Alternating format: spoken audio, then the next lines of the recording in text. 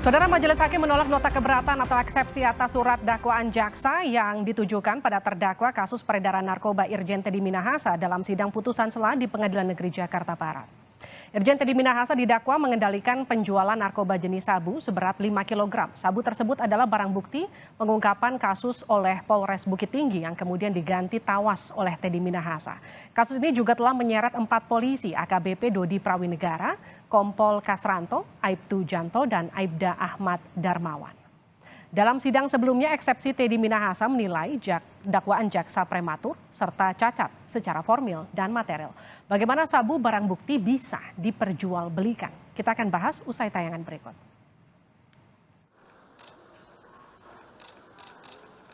Majelis Hakim Pengadilan Negeri Jakarta Barat menolak eksepsi kuasa hukum terdakwa kasus narkoba Irjen Teddy Minahasa.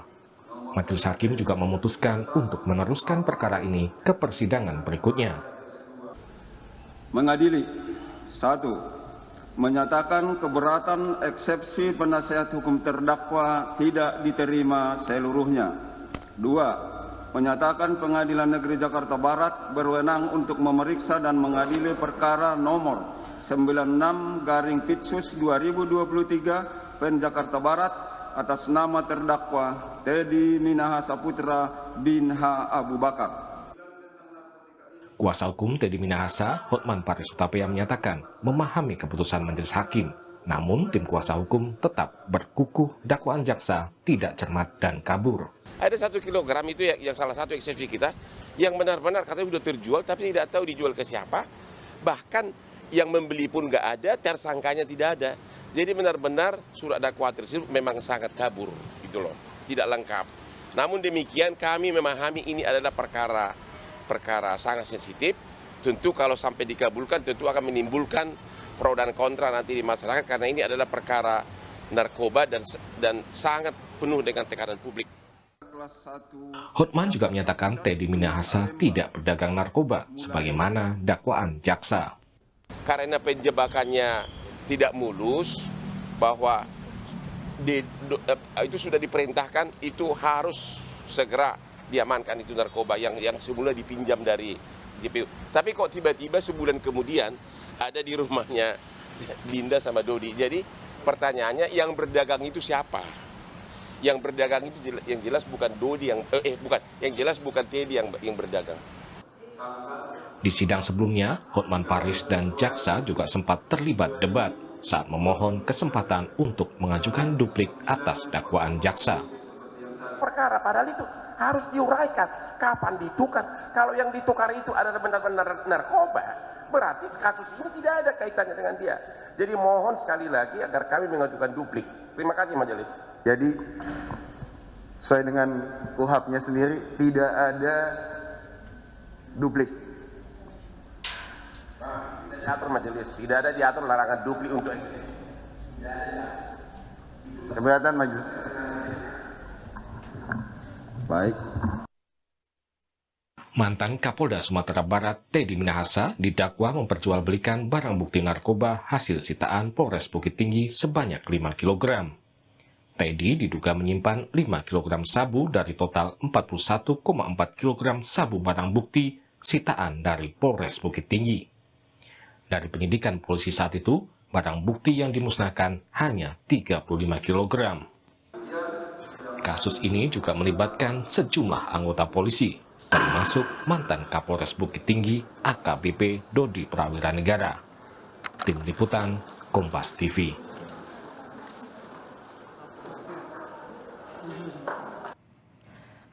Saudara, Majelis Hakim menolak eksepsi kuasa hukum Teddy Minahasa atas dakwaan jaksa. Sidang pun akan dilanjutkan ke pemeriksaan saksi. Kita akan bahas kasus narkoba mantan Kapolda Sumbar ini bersama staf ahli Kapolri, Irjen Purnawirawan Arianto Sutadi. Kami juga sudah mengundang penasihat hukum Teddy Minahasa tapi tidak mengkonfirmasi kehadiran.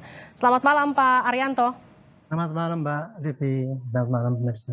Pak Arianto, sebelum saya masuk ke materi soal persidangan, saya mau minta respon dari Kapolri soal perjalanan sidang Jenderal Polisi yang kemudian pertama kalinya tersandung kasus narkoba. Sejauh ini seperti apa, Pak?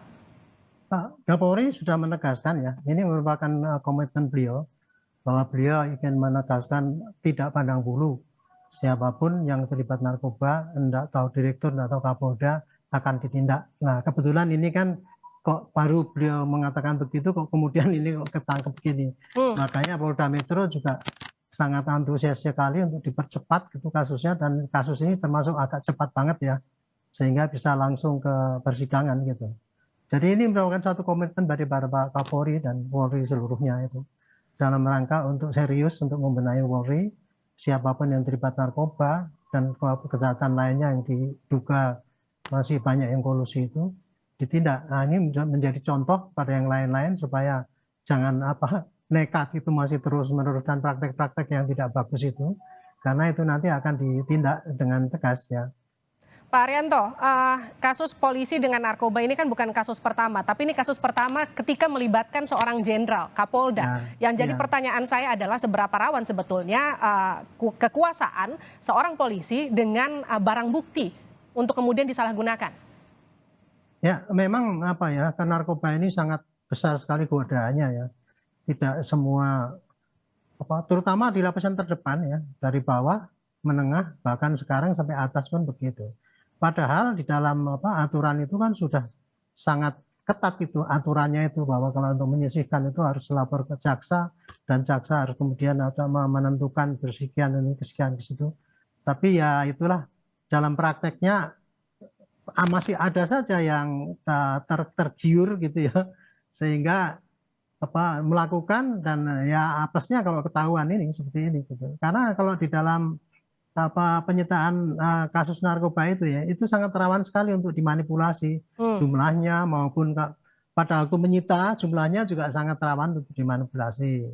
Kemudian pada waktu dikirim ke jaksa ataupun untuk disisihkan itu juga rawan dimanipulasi. Contohnya itu kan diganti dengan tawas dan sebagainya itu.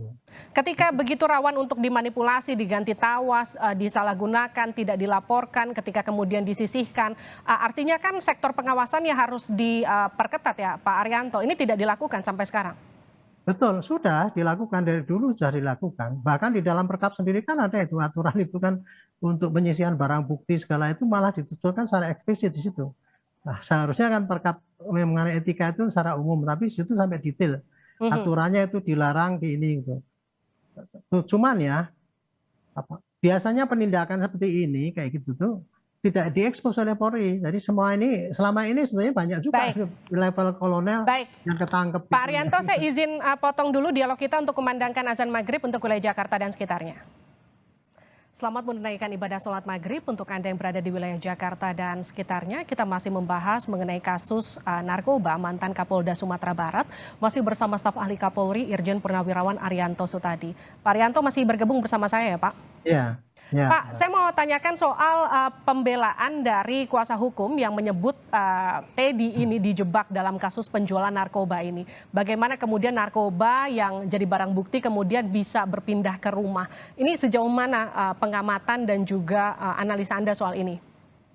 Kalau saya melihat ceritanya yang dituduhkan itu ya, dan kemudian ceritanya dari kesaksian di Dodi sendiri itu ya, Kapolres itu kan jelas lah, tidak ada kayak begitu tuh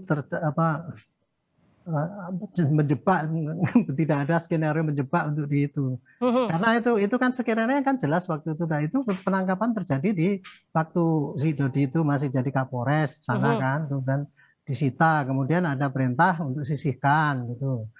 Waktu itu kemudian disisihkan, kemudian diketemukan dengan Linda dan sebagainya itu kan.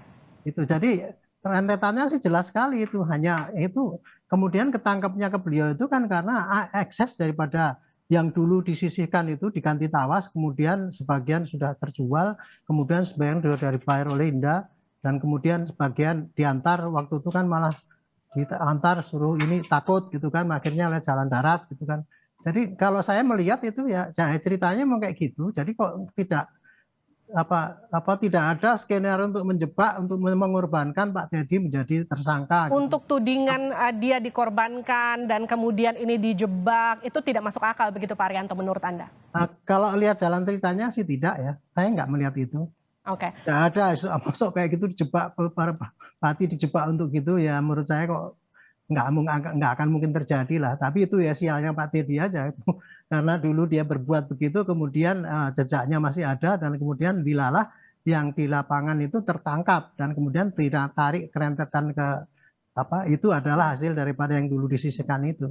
Itu risiko daripada suatu tindakan yang itu ya. Jadi kalau dibilang selama ini kan ada isu yang beredar penangkapan Teddy itu terkait dengan penempatan barunya sebagai Kapolda Jawa Timur, itu nggak ke sana sebetulnya?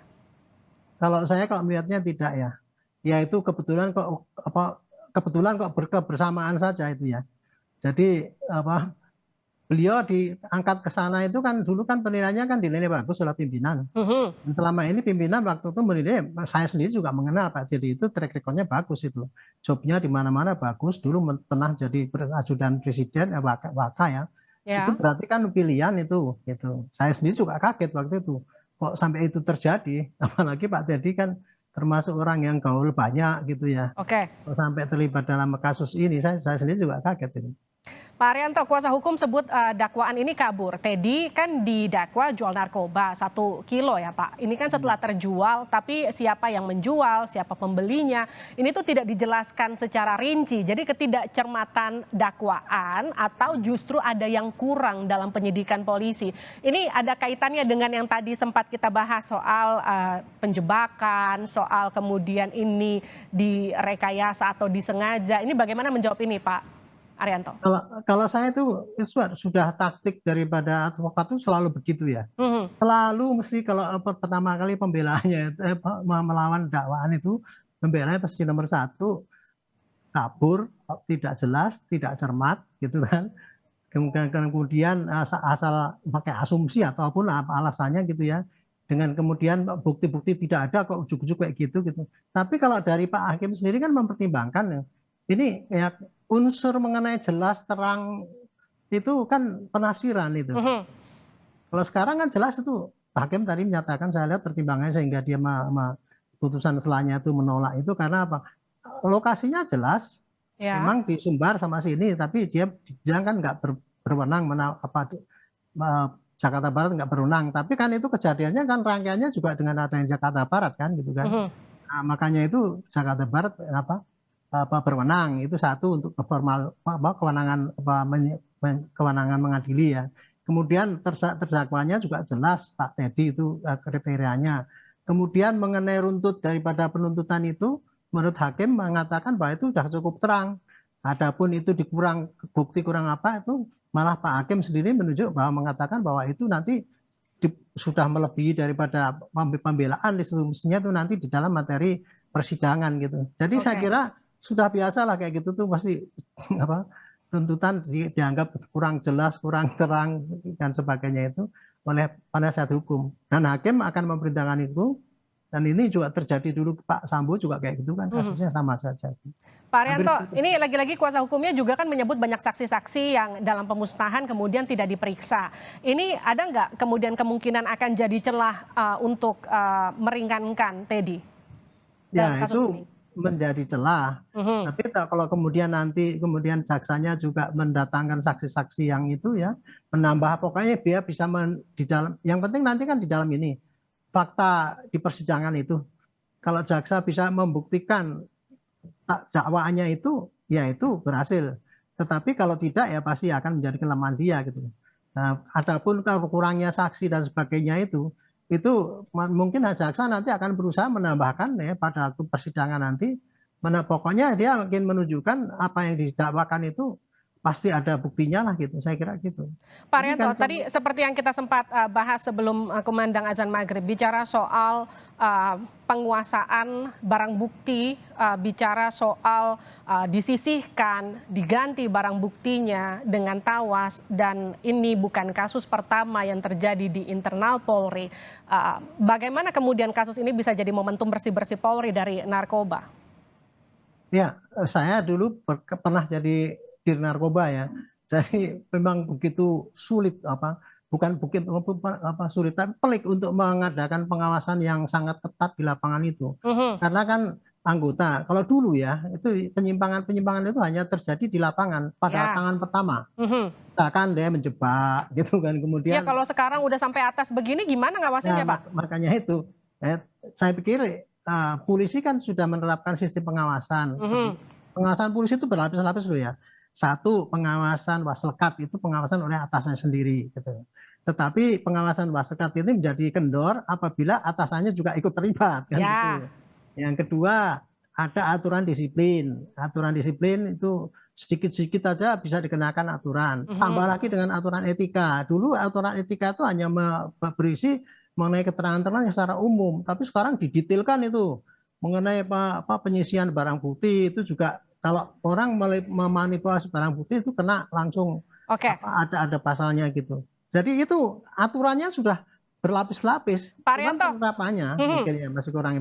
Izin saya potong Pak Arianto. Kalau kita bicara soal tadi sulitnya pengawasan, apalagi ketika misalnya pihak pucuk juga ikut bermain diduga begitu misalnya ketika ada satu kasus, bagaimana kemudian proses pengawasan yang akan lebih optimal dilakukan? Apakah bisa melibatkan eksternal sejak awal BNN misalnya atau seperti apa? Loh ini justru sekarang ini kalau narkotik kan ditangani bersama oleh tidak hanya Polri sendiri dengan BNN.